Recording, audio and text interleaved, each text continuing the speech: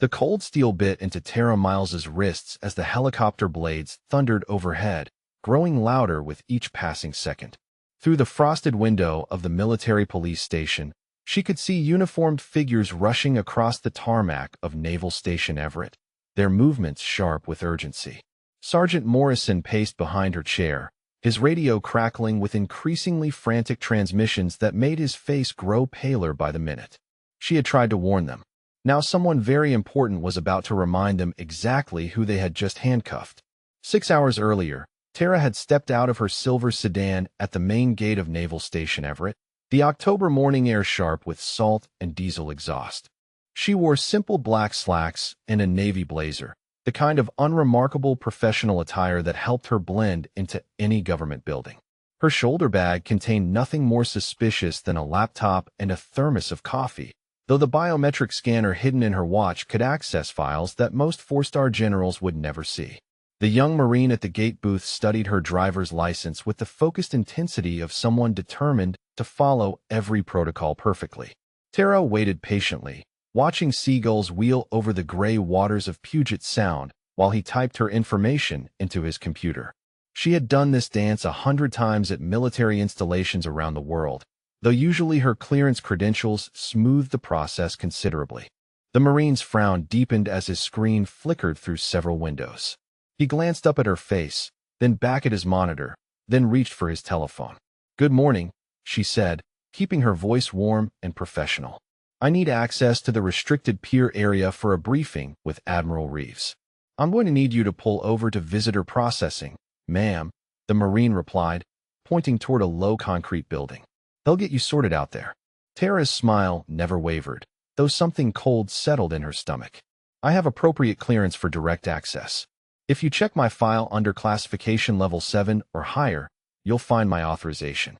The Marine's expression shifted from helpful to suspicious. "Ma'am, I'm not showing any special clearance in your file. I need you to proceed to visitor processing immediately." She could have pushed harder, could have demanded he call Admiral Reeves directly, or requested access to his senior duty officer. But Tara had learned long ago that sometimes the most interesting intelligence came from watching systems fail rather than forcing them to work. So she nodded graciously and drove to the visitor center, curious to see exactly how broken the security protocols had become. The civilian contractor behind the visitor desk was less patient than the gate guard had been. A woman in her 50s with steel gray hair and the bearing of someone who had processed thousands of confused visitors. She barely looked up from Tara's license before shaking her head. "We don't have any appointments scheduled for civilian briefings today," she said, stamping Tara's paperwork with decisive thumps. "And I'm not seeing any special access requests in the system. You'll need to contact the appropriate office to schedule your visit through proper channels." "I understand there may be a system error," Tara replied, maintaining the same calm tone she used when extracting information from hostile foreign contacts. "Could you please contact Admiral Reeves's office directly and inform them that Tara Miles is here for the scheduled briefing?" The woman's eyes sharpened at the mention of the Admiral's name. She reached for her phone and dialed with practiced efficiency, speaking in clipped sentences that Tara could hear clearly from across the counter. "Admiral Reeves's office. This is Building 7 Visitor Processing. I have a Tara Miles here claiming to have a scheduled briefing. No, I don't have any record of it. No authorization codes. Just a regular driver's license." Tara watched the woman's face change as whoever answered provided information that didn't match her expectations. The phone call stretched longer than it should have, filled with pauses and increasingly uncertain questions. "I see," the woman finally said. "No, she doesn't appear to be armed." "Yes, I can hold her here until someone comes down." She hung up and looked at Tara with new wariness. "Someone from the Admiral's staff is coming to speak with you. Please have a seat over there." Tara settled into an uncomfortable plastic chair and pulled out her phone, checking the time. She was now 15 minutes late for a briefing that would determine whether 3 American naval assets lived or died in the South China Sea. But rushing would only create more problems, and she needed to understand exactly how compromised their security systems had become. "I wonder if any of you watching this have ever been in a situation where people completely underestimated who you were based on how you looked," she thought to herself while waiting. "It happens more often than you might think, especially to those of us who work in fields where blending in is more valuable than standing out. Drop a comment and let me know where you're watching from. I'd love to hear about times when appearances were deceiving. 20 minutes later, a young petty officer arrived with 2 military police officers in tow. Tara recognized the setup immediately and suppressed a sigh. Someone had decided she was a potential security threat rather than a cleared operative, and now the situation would escalate in exactly the wrong direction. "Ma'am, I'm Sergeant Morrison with base security," the lead MP said, his hand resting casually on his service weapon. "I need to ask you some questions about your business here today." "Of course," Tara replied, standing slowly and keeping her hands visible. "I'm here for a classified briefing with Admiral Reeves regarding ongoing operations in the South China Sea. I believe there's been some confusion about my clearance level." Sergeant Morrison consulted a folder he carried, his expression growing more skeptical with each page. "Ma'am, I'm not finding any record of your clearance in our system. In fact, your file appears to be heavily redacted above my authorization level, which raises some serious questions about your identity and purpose here." Tara felt the familiar calm that settled over her whenever a mission shifted into dangerous territory. She had survived firefights in Yemen and assassination attempts in Moscow by staying perfectly still in moments like this, by letting her opponents make their moves while she calculated her response. "Sergeant, I understand this is confusing," she said, her voice carrying the quiet authority of someone accustomed to being obeyed. "I recommend you contact Admiral Reeves immediately. He's expecting me, and my delay is already compromising time-sensitive operations." Morrison exchanged glances with his partner, then shook his head. "Ma'am, I need you to turn around and place your hands behind your back. We're going to escort you to our facility for questioning until we can verify your identity and purpose." "This is a mistake," Tara said quietly, not resisting as the handcuffs clicked around her wrists. "You're about to arrest someone you don't have the clearance to arrest." "We'll let our superiors sort that out," Morrison replied, though Tara noticed the uncertainty creeping into his voice. As they walked her across the base toward the military police station, Tara's phone buzzed with an incoming call. Through the building windows, she could see a helicopter approaching from the south, flying fast and low with the aggressive urgency that meant someone very important was in a very bad mood. Sergeant Morrison was about to learn exactly how bad a mood that was. The military police station at Naval Station Everett had processed thousands of security violations over the years, from drunk sailors to confused civilians who wandered into restricted areas. But Sergeant Morrison had never encountered a file quite like Tara Miles's, and the longer he stared at his computer screen, the more unsettled he became. Tara sat in the metal chair across from his desk, her hands still cuffed behind her back, watching seagulls through the barred window with the kind of patience that came from years of waiting in uncomfortable places. She hadn't asked for water, hadn't complained about the handcuffs, hadn't demanded to speak to a lawyer. Instead, she seemed almost meditative, as if being arrested was simply another item on her Tuesday morning checklist. Her personnel file displayed on Morrison's monitor as a series of black bars. Name, date of birth, social security number, all visible. Everything else had been redacted at classification levels he'd never seen before. Where military records usually showed assignment history, training schools, and security clearances, Tara's file contained only solid blocks of censored text marked with warnings that made Morrison's stomach clench. Access restricted to compartmentalized intelligence personnel only. Unauthorized viewing will result in immediate security investigation. Morrison's partner, Corporal Janet Reeves, returned from the coffee machine with a steaming cup and a troubled expression. She glanced at Tara, then leaned over Morrison's shoulder to study the computer screen. "What the hell is that?" she whispered, pointing at the classification markers. "I've never seen anything blocked at that level."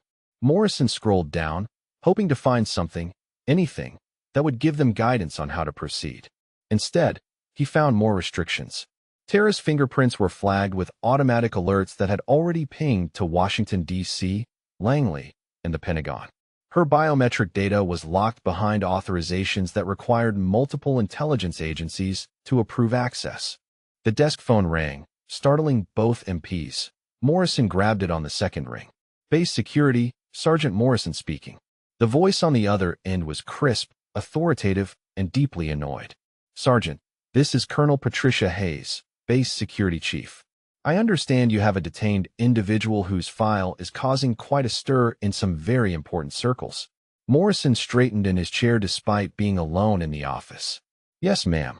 Tara Miles, arrested for attempting to access restricted areas without proper authorization. But her file is heavily classified, and we can't determine her actual clearance level. Colonel Hayes paused, and Morrison could hear keyboard clicking in the background. I'm looking at her file now, Sergeant, and I'm seeing the same redactions you are. But I'm also seeing phone calls from people whose names I can't repeat over unsecured lines. People who are asking very pointed questions about why this woman is in handcuffs. Morrison glanced at Tara, who was still gazing out the window, as if she found the October sky infinitely fascinating. What are your instructions, Colonel? Keep her comfortable and secure until I get there. And Sergeant, don't let anyone else see that file. I'm escalating this to the highest levels, but until we get clear guidance, she stays exactly where she is. The line went dead, leaving Morrison staring at his phone. Across the desk, Tara finally turned her attention back to him, her dark eyes calm and knowing. The timeline has accelerated, hasn't it? She said quietly. Your Colonel Hayes is probably making calls to people who will make calls to other people, all trying to figure out who I am and why my arrest just triggered automatic alerts in 14 different intelligence databases.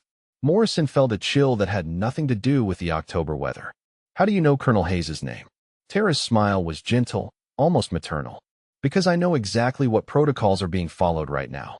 I know that my biometric scan triggered a cascade of security alerts that are currently lighting up screens from Norfolk to San Diego.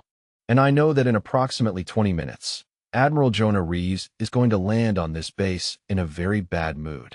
That morning, Tara had begun her day as she always did, with a 5-mile run through the hills above Seattle that most Navy SEALs would have found challenging.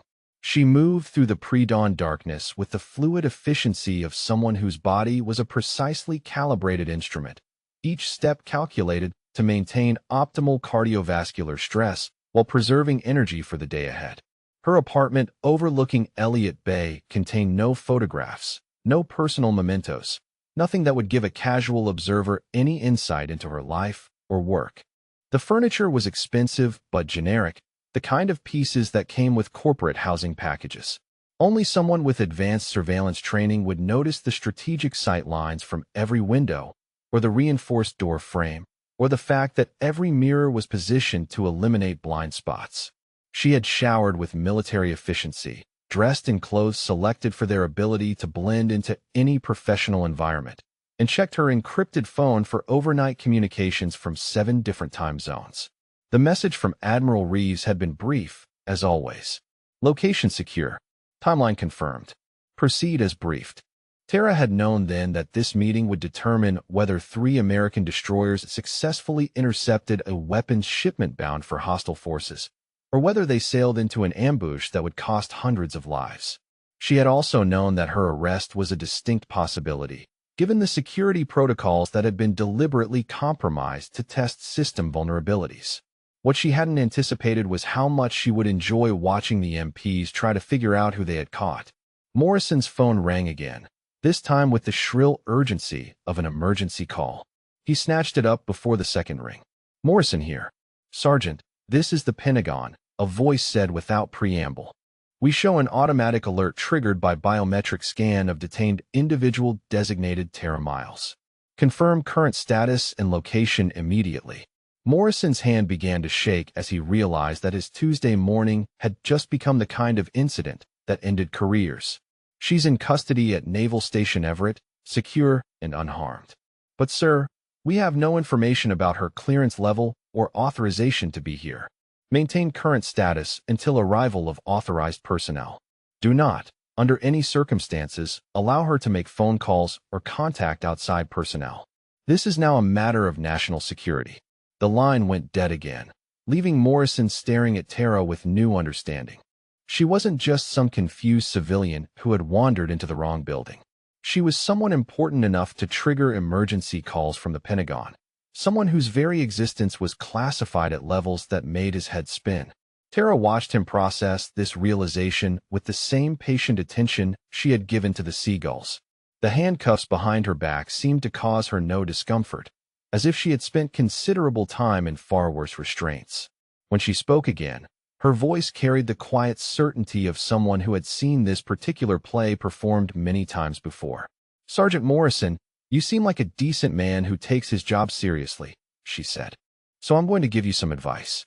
When Admiral Reeves arrives, and he will arrive very soon, I recommend you have those handcuffs off me before he sees them. He tends to take a rather personal view of threats to people under his protection." Morrison found himself nodding before he realized what he was doing. There was something about Tara's voice, the calm authority beneath the gentle words, that made him want to follow her guidance even though she was technically his prisoner. Outside, the sound of helicopter rotors was growing louder, approaching from the south with the kind of aggressive speed that suggested someone very important was in a very great hurry. Tara tilted her head, listening to the approaching aircraft with the focused attention of someone who could identify specific models by their rotor signatures. "That would be Admiral Reeves now," she said, her voice carrying the first note of emotion Morrison had heard from her. "And I suspect he's about to remind everyone on this base exactly who they've just arrested." The Pentagon's most secure briefing room contained 12 of the most powerful people in American national security, but Admiral Jonah Reeves commanded the room's attention with the quiet intensity that had made him the Navy's youngest four-star admiral in a generation. Charts displaying Chinese naval movements covered the walls, satellite imagery showed suspicious cargo transfers in disputed waters, and intelligence reports painted a picture of escalating maritime tensions that could explode into open conflict within days. Reeves stood at the head of the polished conference table, his voice steady as he outlined Operation Neptune's Shield, the carefully orchestrated response that would either prevent a regional war or trigger the largest naval engagement since World War II. Every word mattered. Every decision carried the weight of thousands of lives, and every person in this room understood that the next 72 hours would reshape the balance of power in the Pacific. The secure telephone on the side table rarely rang during classified briefings, and when it did, the interruption usually meant that someone was about to die or had already died in some corner of the world where American interests were at stake. Reeves glanced at the phone as it chirped with the particular urgency reserved for emergency communications, then nodded to his aide to answer. "Admiral," came the crisp voice of Captain Sarah Chun, his senior aide. "Priority call from Naval Station Everett regarding a detained individual with your authorization codes." Reeves felt something cold settle in his chest, a premonition that had saved his life in 3 different combat zones. He had sent Tara Miles to Naval Station Everett that morning for a routine intelligence briefing, the kind of unremarkable meeting that happened dozens of times each week across the Navy's global network. There should have been no reason for Everett to contact him about a detained individual unless something had gone catastrophically wrong. "Patch it through," he said, his voice maintaining its professional calm while his mind began racing through worst-case scenarios. The voice that came through the secure speaker was tight with the kind of controlled panic that suggested someone was about to end their career. "Admiral Reeves, sir, this is Colonel Hayes, Base Security Chief at Naval Station Everett. We have a situation regarding an individual identified as Tara Miles who was arrested this morning for attempting unauthorized access to restricted areas." The world stopped. Around the conference table, the most powerful figures in American defense continued their discussion of fleet movements and strategic positioning, but their voices became distant background noise as Reeves felt his carefully controlled professional facade crack like ice under sudden pressure. Tara Miles wasn't just any intelligence asset. She wasn't just another contractor with security clearance. She was the woman who had saved his life in the South China Sea, who had pulled him from burning wreckage while enemy fire turned the water around them into a cauldron of metal and flame. She was the person he trusted more than anyone else in the world, and she was sitting in handcuffs because someone had made an unforgivable error. "What did you say?" Reeves managed, his voice carrying a deadly quiet that made every person in the Pentagon briefing room stop talking and stare at him. "Sir, she was arrested approximately 40 minutes ago for security violations. Her file shows classifications above our clearance level, and we're unable to verify her authorization to be on base. She's currently in our detention facility awaiting identification confirmation." Reeves closed his eyes for exactly 3 seconds, calling upon every ounce of self-control learned through 30 years of naval service to prevent himself from saying words that would end careers and destroy lives. When he opened them again, his voice carried the kind of Arctic authority that made seasoned combat veterans check their uniform buttons and stand straighter. "Colonel Hayes, you have just informed me that you have arrested and detained the single most valuable intelligence asset in the United States Navy. You have handcuffed a woman whose security clearance is so far above your pay grade that you lack the authorization to even know her real name. And you have done this on the same morning that she was scheduled to provide intelligence briefings that will determine whether 3,000 American sailors live or die in the next 72 hours. The silence in both the Pentagon briefing room and over the secure connection was absolute.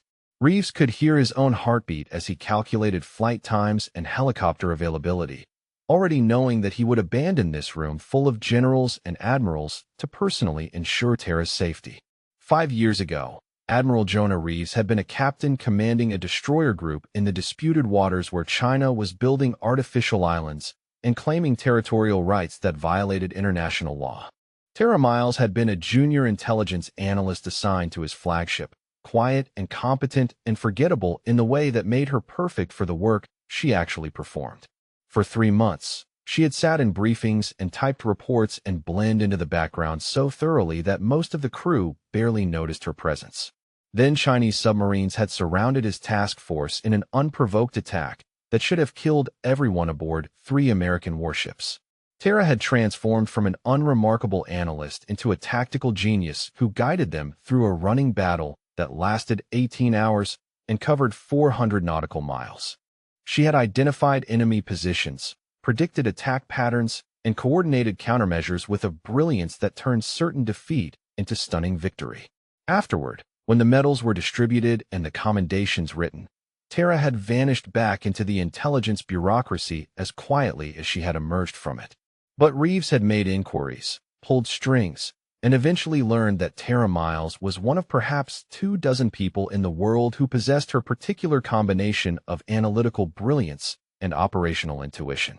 She was what intelligence professionals called a force multiplier, someone whose presence could turn the tide of conflicts before they began.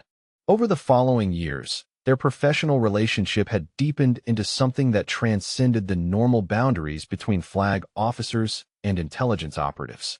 They had worked together on operations from the Baltic to the Indian Ocean, and Reeves had come to rely not just on Tara's analytical skills, but on her judgment, her integrity, and her uncanny ability to see patterns that escaped everyone else. Somewhere along the way, professional respect had evolved into something far more personal and far more dangerous for 2 people whose careers depended on maintaining appropriate boundaries. Now, as Reeves commandeered a helicopter for the flight to Naval Station Everett, he realized that appropriate boundaries meant nothing when the woman he cared about was sitting in handcuffs because of someone else's incompetence. "Colonel Hayes," he said into his secure phone as the helicopter spooled up on the Pentagon's landing pad, "you will personally ensure that Ms. Miles is treated with every possible courtesy until I arrive. You will remove any restraints immediately. You will provide her with anything she requests. And if she suffers so much as a moment of additional discomfort because of this catastrophic error in judgment, I will personally ensure that your next assignment involves counting penguins in Antarctica." The helicopter lifted off from the Pentagon with the kind of aggressive urgency that cleared flight paths and prompted air traffic controllers to scramble other aircraft out of the way. Reeves spent the flight making encrypted calls that rippled through the intelligence community like shockwaves, ensuring that every person who might have contributed to Tara's arrest understood exactly how badly they had miscalculated. But beneath his professional fury lay something far more personal and far more frightening. Tara Miles possessed information that could save or doom American forces across the Pacific, but more than that, she was the woman who had become essential to his world in ways that had nothing to do with national security. The thought of her sitting alone in a detention cell, treated like a common criminal instead of the extraordinary person she was, filled him with a protective rage that bordered on irrational.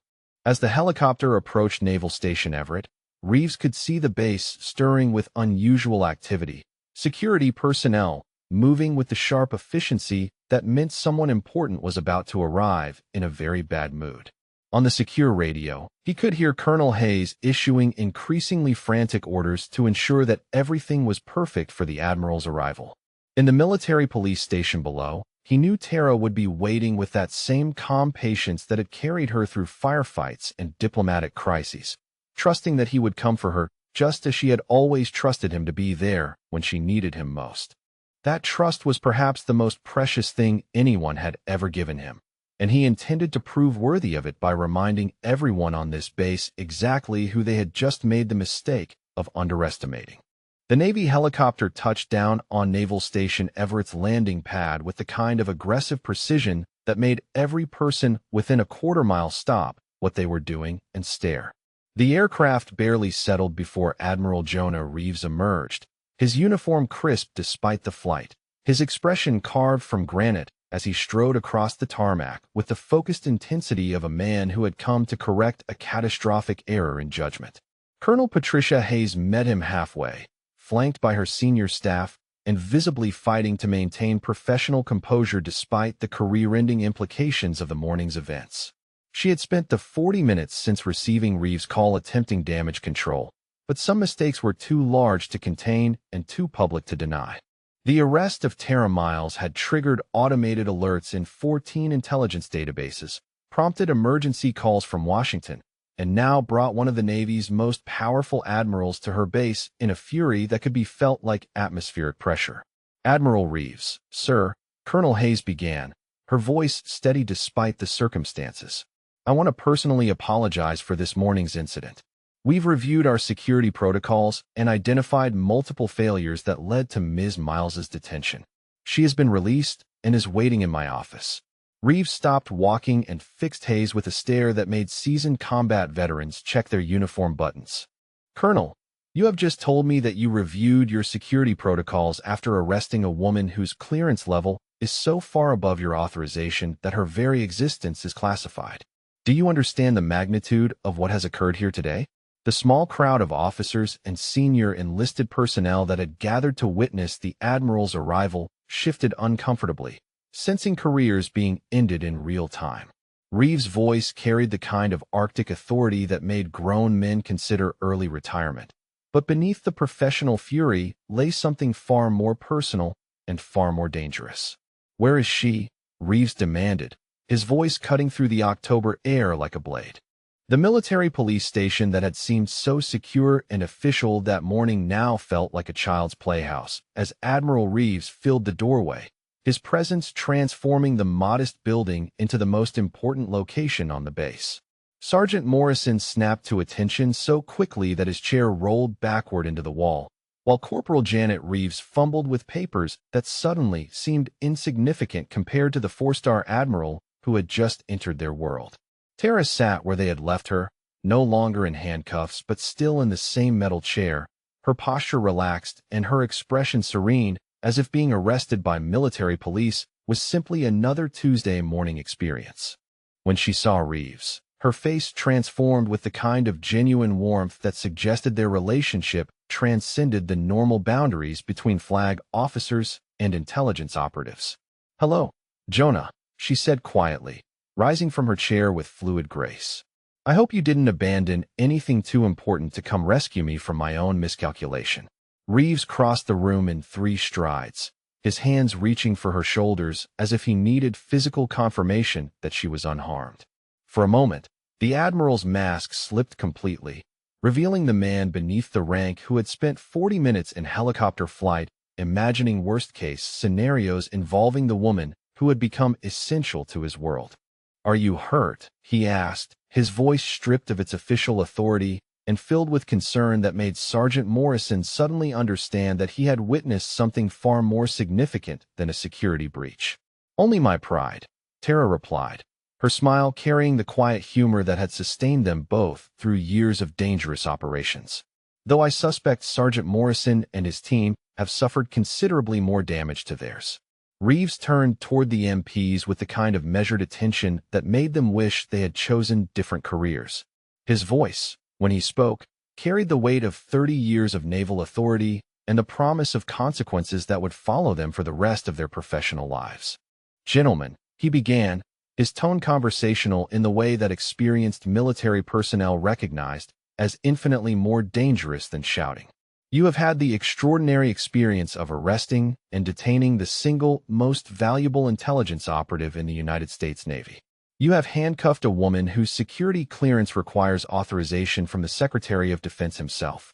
You have treated as a common criminal the person designated as Project Wraith, our most classified and most essential human asset in the ongoing efforts to prevent regional conflicts from escalating into global wars. Morrison felt his knees weaken as the full implications of the Admiral's words settled over him like a physical weight.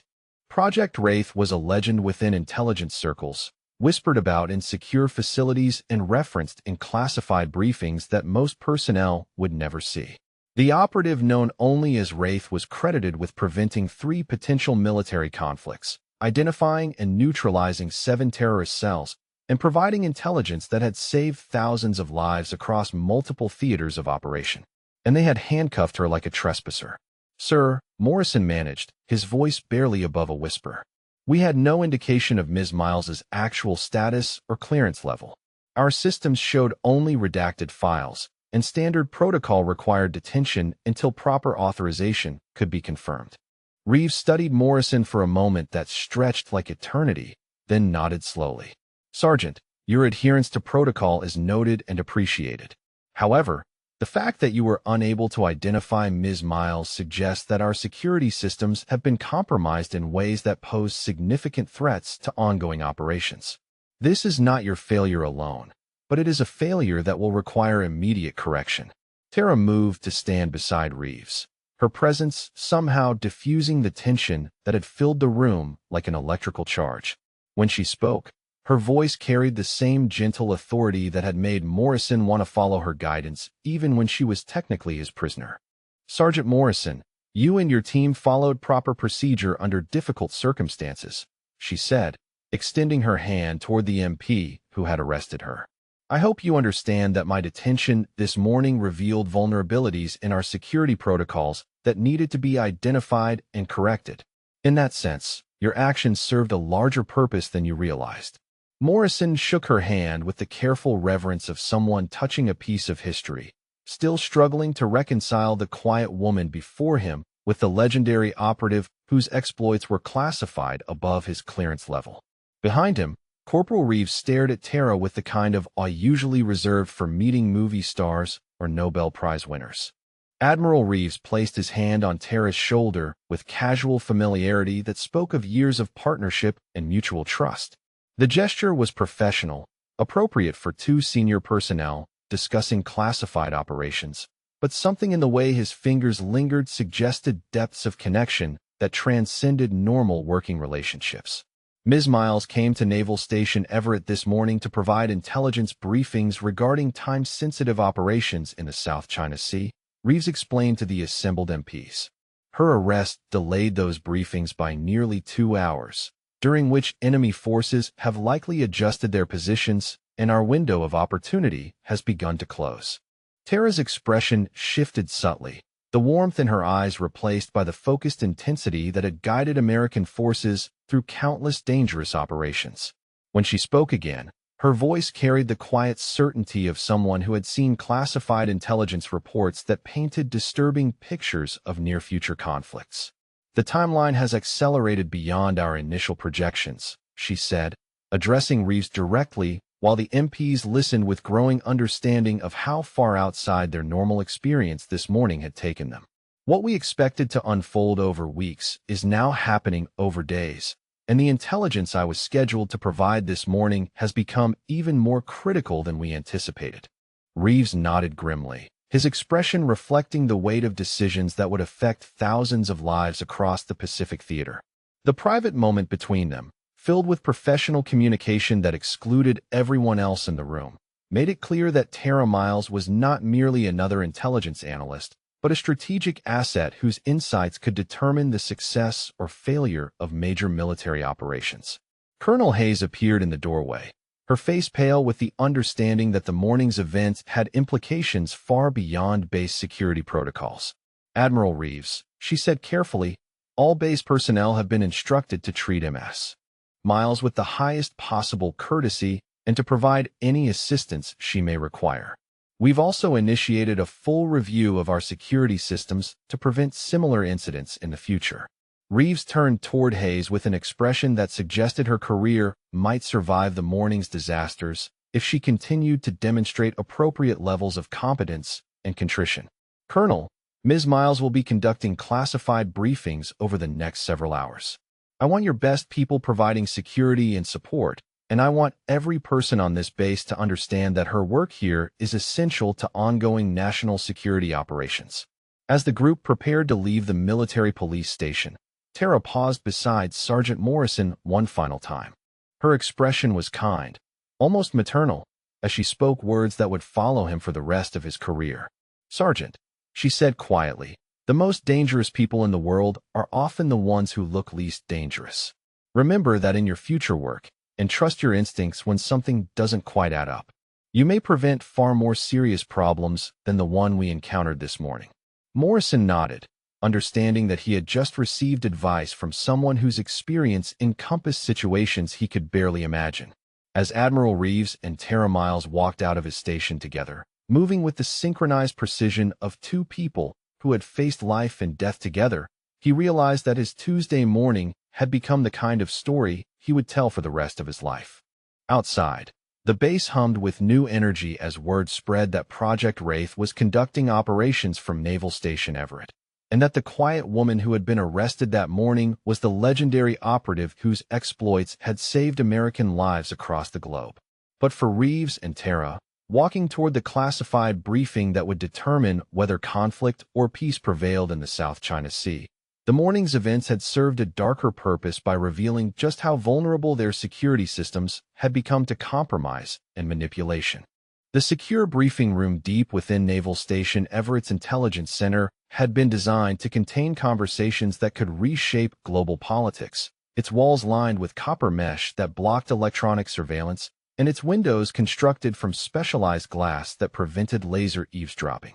When Admiral Jonah Reeves sealed the door behind them, the sudden silence felt absolute, as if they had stepped outside the normal world into a space where only truth existed. Tara Miles stood before the wall of monitors displaying satellite imagery from the South China Sea, her earlier arrest forgotten as she shifted into the focused intensity that made her the Navy's most valuable intelligence asset. The screens showed what appeared to be routine cargo transfers between civilian vessels, but Tara's trained eye could identify the subtle patterns that revealed something far more sinister taking place beneath the surface of international commerce. "Jonah," she said quietly, her voice carrying the weight of information that had kept her awake for the past 72 hours. "What I'm about to show you changes everything we thought we knew about Chinese naval capabilities and their timeline for asserting territorial control over disputed waters." Reeves moved to stand beside her, close enough that he could smell the subtle scent of her perfume beneath the institutional odors of military facilities. After 5 years of working together, he had learned to read Tara's moods through the smallest changes in her posture and tone, and right now every signal suggested that the intelligence she carried was far worse than anything they had anticipated. 3 weeks ago, she continued, activating a secure terminal that displayed classified intercepts from multiple intelligence agencies. Our signals intelligence assets detected unusual communication patterns between Chinese naval forces and what appeared to be civilian cargo operations. Initial analysis suggested routine military exercises coordinated with commercial shipping schedules to avoid conflicts. The screen filled with decoded transmissions showing message traffic between Chinese destroyers and merchant vessels, the kind of mundane coordination that happened thousands of times each month in busy shipping lanes.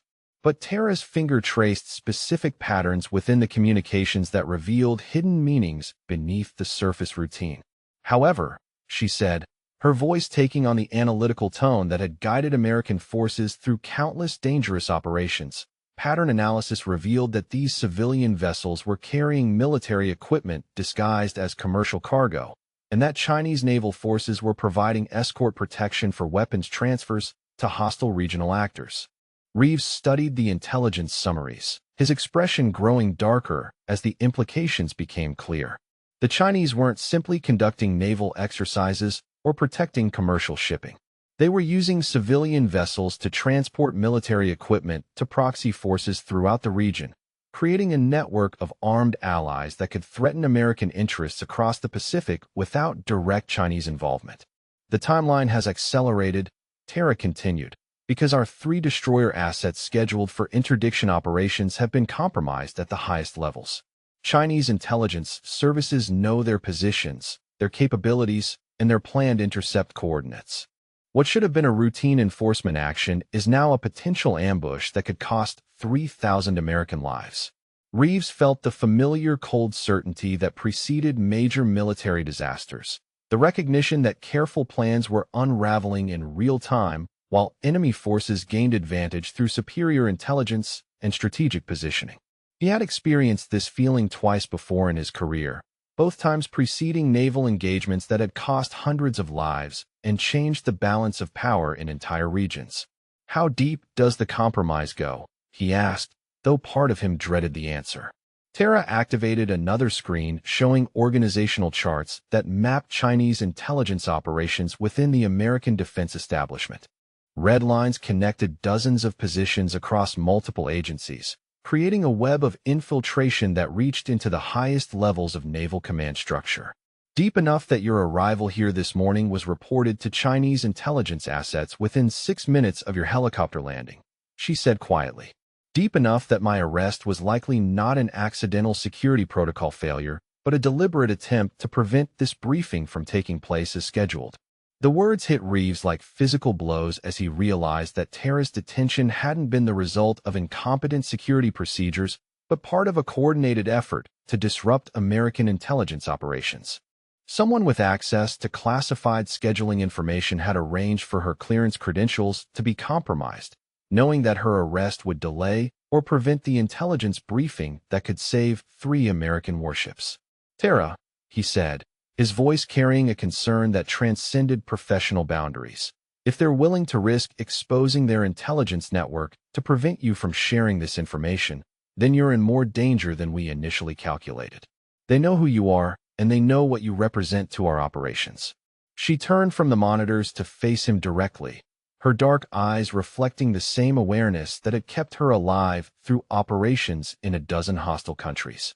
"I've been thinking about that," she admitted, her voice softer than he had heard it since her arrest that morning.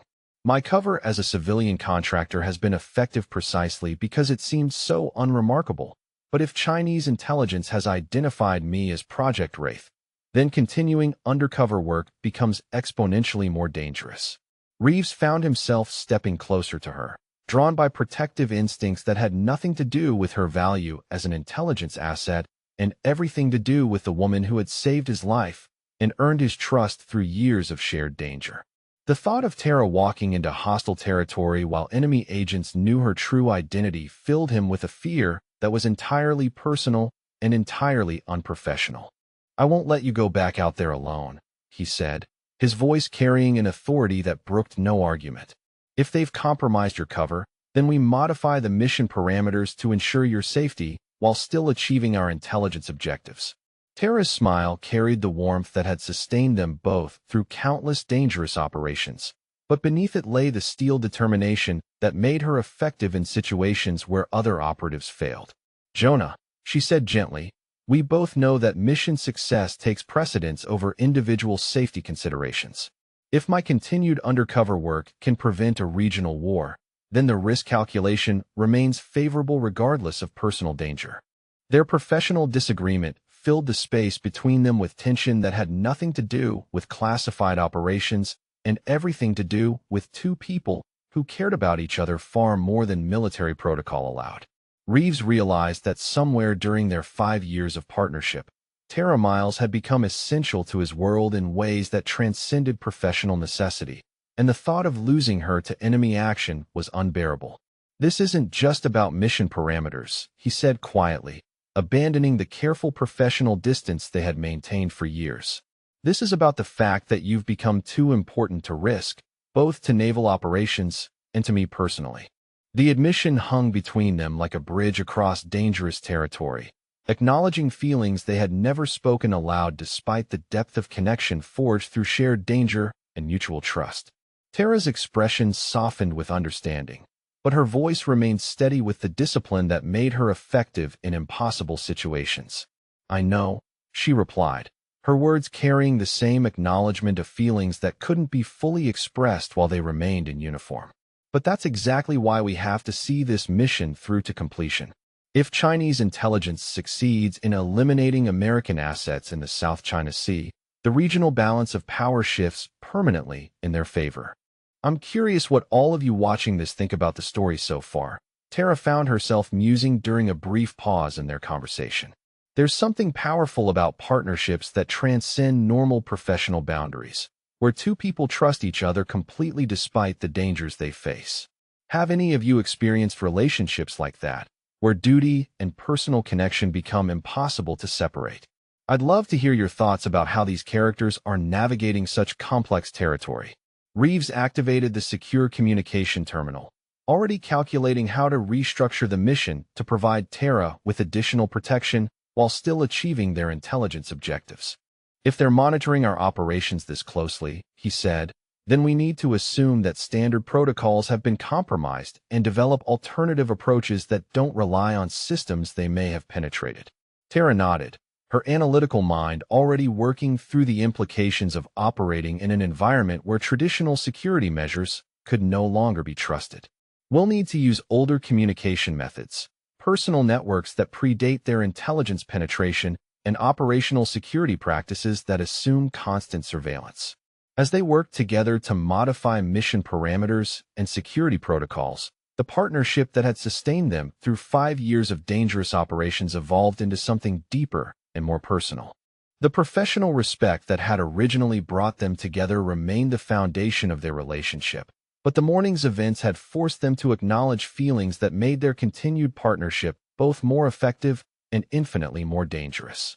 Outside the secure briefing room, Naval Station Everett continued its daily operations, but inside the copper-lined walls, two of America's most effective intelligence professionals were reshaping plans that would determine whether regional tensions escalated into global conflict or whether careful intervention could preserve the fragile peace that protected millions of lives across the Pacific theater. The Admiral's private quarters at Naval Station Everett had hosted dignitaries and foreign officials, but tonight they felt intimate and peaceful as Tara Miles sat across from Jonah Reeves at his modest dinner table, sharing a meal that had nothing to do with military protocol and everything to do with two people stealing moments of normalcy before returning to a world where either of them could die without warning. Reeves had prepared dinner himself, a simple pasta with vegetables that reminded Tara of evenings they had shared in safe houses from Sicily to Seoul, when mission downtime had created spaces for conversation that transcended their professional partnership. The wine was local, from vineyards that overlooked the same waters where Chinese submarines now moved with hostile intent, and the candles were purely practical since the quarter's overhead lighting was too harsh for genuine conversation. "You know," Tara said quietly, twirling linguine around her fork with the precise movements that characterized everything she did, "in 5 years of working together, this is the first time we've had dinner without discussing classified operations or reviewing intelligence reports." Reeves smiled, the expression softening features that usually carried the weight of command decisions affecting thousands of lives. "That's because this is the first time we've had dinner as Jonah and Tara instead of Admiral Reeves and Project Wraith," he replied, raising his wine glass in a toast that acknowledged the dangerous territory they were entering together. They ate in comfortable silence, broken by conversation that meandered through topics they had never had time to explore during missions or briefings. Tara spoke about growing up in Detroit, about the teacher who had recognized her analytical abilities and encouraged her to pursue intelligence work. Reeves shared stories from his early naval career, about learning leadership from chiefs who had served since Vietnam and understanding that command meant accepting responsibility for lives beyond his own. The evening felt stolen from time, a brief respite from the reality that tomorrow Tara would return to undercover work that was exponentially more dangerous now that enemy intelligence services had identified her true role. They both understood that this dinner might be their last opportunity for honest conversation without the weight of ongoing operations pressing against every word. "Tara," Reeves said as they finished eating, his voice carrying the careful tone of someone approaching dangerous emotional territory. I need you to understand something about why I reacted so strongly to your arrest this morning. It wasn't just about operational security or mission parameters. She set down her wine glass and gave him the complete attention that made her effective in extracting information from hostile contacts. The same focus that had guided American forces through impossible situations was now directed entirely at him, waiting for words that could change everything between them. When Colonel Hayes called to tell me you were in handcuffs, he continued, his professional mask finally slipping completely away, the first thing I felt wasn't concern about compromised operations or delayed briefings. It was terror at the thought that something had happened to you, that I might have lost you to enemy action or administrative incompetence or simple bad luck. Tara's expression softened with understanding, recognition of feelings she had carried for years without acknowledgement. I know, she said quietly, reaching across the table to touch his hand with fingers that had defused bombs and extracted classified documents from foreign governments. I felt the same fear every time you've taken command of operations where I couldn't provide overwatch, every time your destroyer has sailed into disputed waters where I couldn't guide you through threats. The admission hung between them like a bridge across territory they had never dared explore during 5 years of professional partnership. Reeves turned his hand palm up to capture her fingers, marveling at how something so simple could feel more dangerous than facing enemy fire in the South China Sea. The problem is, he said, his thumb tracing across her knuckles with reverence usually reserved for handling classified documents, that what we're feeling makes us both more effective and more vulnerable. When you're providing intelligence guidance, I trust your judgment completely because I know you'll never let me down. But that same trust makes the thought of losing you unbearable. Tara's smile carried the warmth that had sustained them through countless dangerous operations, but beneath it lay the steel determination that made her effective when other operatives failed. That trust goes both ways, she replied, her voice soft with emotion that military protocol had never allowed them to express. When I'm operating in hostile territory, I know that if anything goes wrong, you'll move heaven and earth to extract me safely. That knowledge lets me take risks that would be impossible with any other commander. They sat in silence for several minutes, holding hands across the dinner table while processing the implications of acknowledging feelings that could reshape their professional relationship in ways that might compromise mission effectiveness. The rational part of both their minds cataloged the risks and complications, but the human part simply cherished the connection that had sustained them through years of shared danger. We can't let this change how we operate, Reeves said finally, his voice carrying the discipline that had made him the Navy's youngest 4-star admiral. Our personal feelings can't compromise our professional judgment or mission effectiveness. Tara nodded, understanding that their acknowledgement of deeper connection came with responsibility to maintain the boundaries that made their partnership valuable to national security. Agreed, she said, though her fingers tightened around his as if reluctant to let go of this moment of honesty. But I also think we can stop pretending that our partnership is purely professional when we both know it transcended those limitations years ago. As the evening wound toward its inevitable conclusion, they discussed the modified security protocols that would govern Tara's return to undercover work. Chinese intelligence services now knew her identity, which meant traditional cover stories and routine operational security measures would be insufficient protection.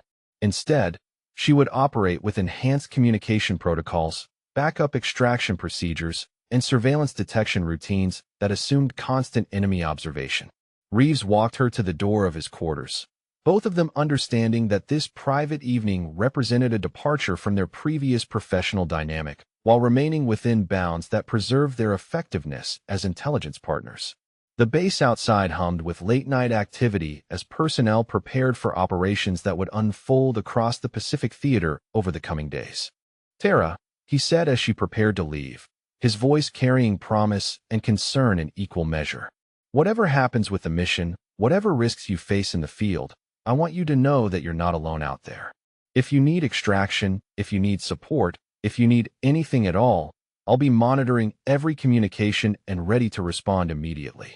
She rose on her toes to kiss his cheek, a gesture that bridged the gap between professional colleagues and something far more personal. I know, she whispered, her breath warm against his ear. "That's what makes it possible for me to do this work, knowing that someone like you is always watching over me." As Tara walked across the base toward her temporary quarters, Reeves remained in his doorway, watching until she disappeared into the darkness beyond the streetlights. Tomorrow she would return to a world where enemy agents knew her face and hostile governments had placed prices on her head. But tonight she carried with her the knowledge that someone would always be fighting to bring her home safely. In her quarters, Tara packed equipment that looked innocuous but contained communication devices, defensive weapons, and emergency supplies that could mean the difference between mission success and catastrophic failure. Each item was selected and positioned with the precision that characterized everything she did, creating layers of protection and contingency plans that would give her maximum advantage in situations where surprise and preparation were the only things standing between life and death. The secure telephone beside her bed chirped with an encrypted message from Washington, intelligence updates that painted an even darker picture of Chinese naval movements and regional tensions escalating toward open conflict. Reading the classified reports, Tara understood that her next mission would be her most dangerous yet, requiring her to operate in territory where discovery meant certain death and failure meant regional war. But as she prepared for sleep in the few hours remaining before her departure, Tara Miles felt something she had never experienced during 5 years of intelligence work. She felt connected to someone who understood both the importance of her mission and the cost of the sacrifices it required. For the first time in her career, she wasn't facing mortal danger alone. Outside her window, Admiral Jonah Reeves stood on his balcony overlooking the waters where American and Chinese forces maneuvered for advantage in a conflict that could reshape global politics.